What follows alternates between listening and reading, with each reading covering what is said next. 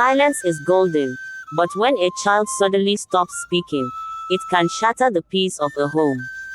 This is the tale of Adanma, the last daughter of a loving farmer couple, whose silence carried a message that could save lives or destroy them. A serene African village surrounded by lush green fields. Adanma, the youngest of three sisters, had always been the joy of her family. She sang as the birds did, her laughter like ripples in a calm stream. But one fateful morning, the laughter stopped. Adanma, come help me fetch water from the stream. Adanma stared at her sister, her lips sealed, and simply walked away. Maybe her mouth has gone on a holiday, joked Olaido. Adanma's silence began as a quiet rebellion against a world that had failed to see her. With every passing day, the weight of her unspoken words pressed deeper into her chest. Her throat tightened, not from sickness, but from the unbearable ache of knowing something that no one would understand. She longed to speak, to warn, to cry out, but each attempt felt like a betrayal. Her body refused to cooperate, her lips locked in a mute plea that no one could hear. Inside, the battle raged. She could feel the words crawling up her throat, clawing to escape, but they were trapped, suffocated by a fear too deep for even tears. How could she explain the images that danced before her eyes? How could she make them understand that her silence was the only language she had left? Every glance from her sisters, every concern from her parents, cut through her like a blade, each one accusing her of being distant, of being wrong. Her heart screamed, but all that escaped was a soft exhale, a breath full of pain and desperation. If only they knew, if only they could hear her, truly hear her, perhaps they would be saved. But silence, she realized, was her only gift, and perhaps, her greatest curse. As days turned into weeks, the family's concern grew. They visited healers, priests, and even the elders of the village, yet no one could explain why Adanma had stopped speaking. Adanma's silence hung over the family like a dark cloud, heavy and unyielding. Lesson: sometimes, silence speaks louder than words, and its meaning is often deeper than it seems. One morning, as her parents prepared to leave for the farm, Adanma broke her silence. The air felt heavy, as though the village itself held its breath. She had been sitting by the doorway, her small hands clutching a woven mat as her parents prepared to leave for the farm. Her father hummed a tune, and her mother tied a wrapper around her waist, their voices warm and carefree. But in Adanma's mind, the vision was as clear as sunlight piercing a dark forest. The great tree in the center of their farm would fall, crushing everything beneath it. The images came with a force that stole her breath. Her chest tightened, her lips trembled, and then, for the first time in months, she found her voice. "Don't go to the farm today." Her words shot out, sharp and desperate. Her parents froze. The sound of her voice was like the cry of a bird long lost. Her mother turned, eyes wide with shock and a flicker of hope. "What did you say, my child?" her mother asked, her voice trembling. Adanma tried to speak again, her lips forming the words, but nothing came. Her voice had vanished as suddenly as it had returned. She pressed her hands to her throat, her eyes brimming with tears of frustration. "Why, Adanma, what have you seen?" her father asked gently, but all she could do was shake her head, her silent plea trapped behind her unyielding voice. Her parents exchanged puzzled glances, then smiled softly, brushing it off as a child's whim. "We must go, Adanma. Don't worry. Everything will be fine," her father reassured her. Adanma's heart pounded as they left. She watched their retreating figures, her fists clenched, the words she so desperately wanted to scream caught in the silence that once again consumed her. The emptiness in her throat mirrored the dread in her heart. The tree fell with a deafening crash, splitting the air like thunder. Its massive trunk, weakened by years of decay, toppled without warning, crushing everything beneath it. Adanma's parents were caught in its shadow, their cries swallowed by the chaos. Back at home, Adanma sat trembling, her chest heavy with a foreboding she couldn't explain. When the village messenger arrived, his face pale and voice shaking, her worst fears became reality. Olaido, your parents, he stammered. Nnema and Olaido screamed, their grief piercing the air. Adanma sat silent, tears streaming, her guilt as crushing as the fallen tree. If only they had listened to her, Adama, cried Nnema. Grief crashed over the sisters like a tidal wave, drowning them in sorrow. Lesson: hidden warnings, even when unclear, can sometimes save lives. Nnema and Olaido began to distance themselves from Adanma.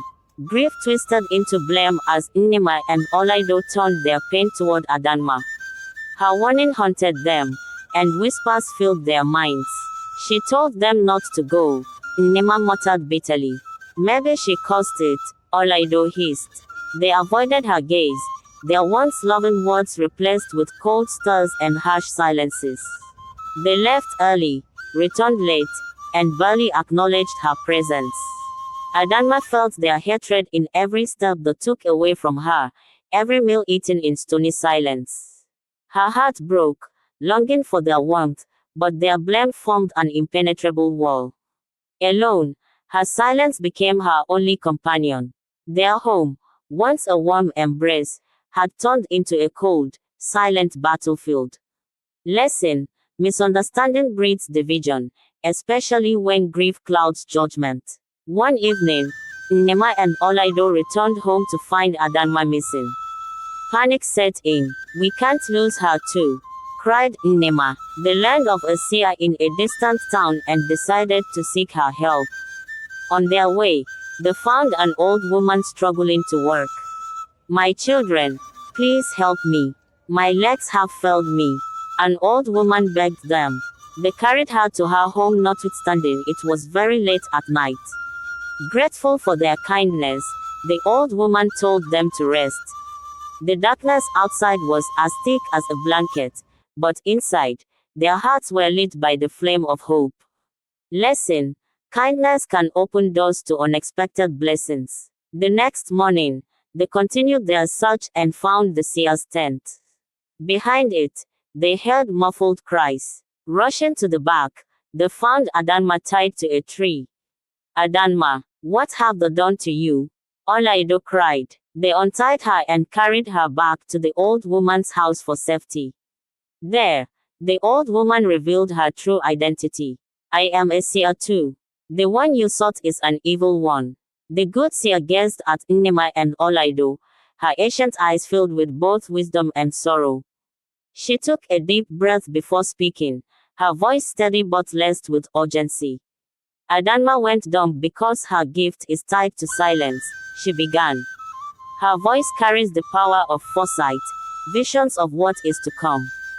But such a gift is fragile, requiring balance. When fear or disbelief surrounds her, the gift retreats, locking her voice away to protect her. Her silence was not just her pain, it was her shield. And of many people too. The sisters exchanged stunned glances as the seer continued. The evil seer you sought to help her recognize this power. She needs your sister's gift to amplify her own dark magic. But the only way to steal it is through the tears of those who love her, tears born of sorrow and betrayal. Your grief and distance from Adanma were tools she used to weaken the bond that protects her. She looked at them with a fierce intensity. You must cry now, willingly and with love, not out of pain or blame. Only then can I seal her gift, binding it so no one, not even the evil seer, can take it from her. Through tears, they obeyed. The old woman mixed their tears with herbs and rubbed them on Adanma's eyes. The tears, like a river of pain, became a shield of strength for the sisters. Lesson: sacrifice and unity can protect what is most precious.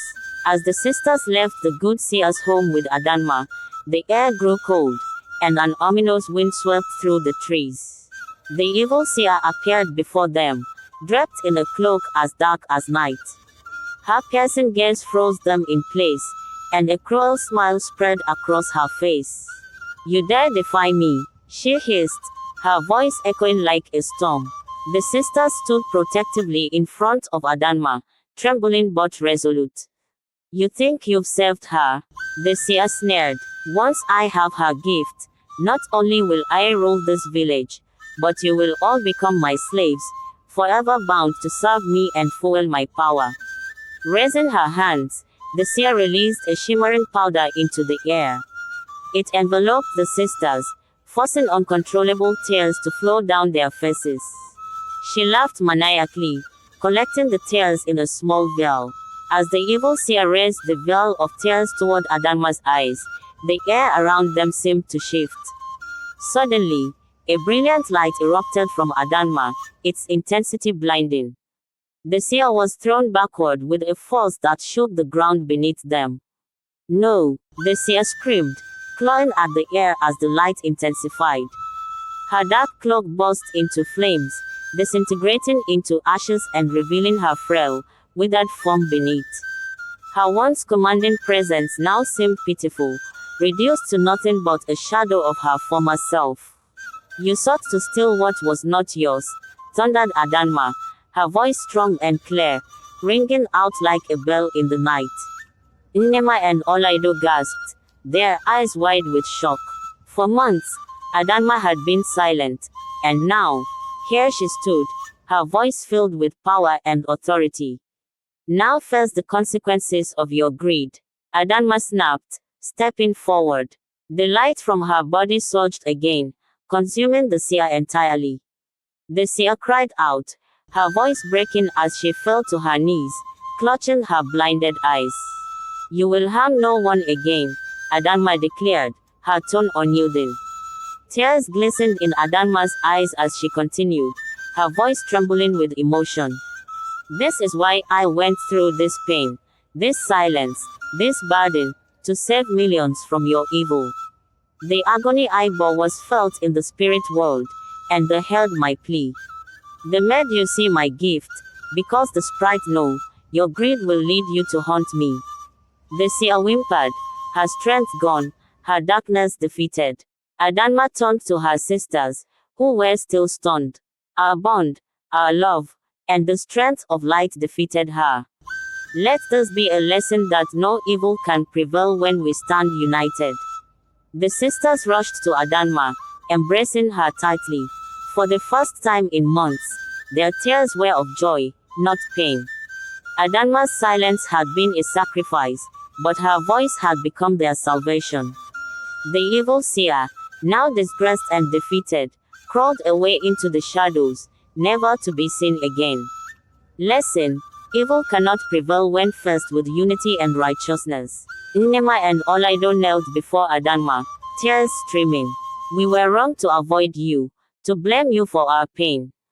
Can you ever forgive us?" Nnema, sobbing, "You are my sisters. I forgave you long ago," Adanma said. The three embraced. Their bond is stronger than ever. Their love, once fractured, now shone like a mended vase, more beautiful for its scars. Lesson: forgiveness heals wounds and restores broken relationships. Key takeaway: unity and love are the pillars of strength in difficult times. Small acts of kindness can lead to profound blessings. Letting go of resentment paves the way for healing and growth. Heed the warnings and wisdom of others, even when they seem unclear. Would you have forgiven your sisters if you were Adanma? What would you do if faced with such betrayal? Share your thoughts in the comments below. Don't forget to like, subscribe, and share this story to inspire others.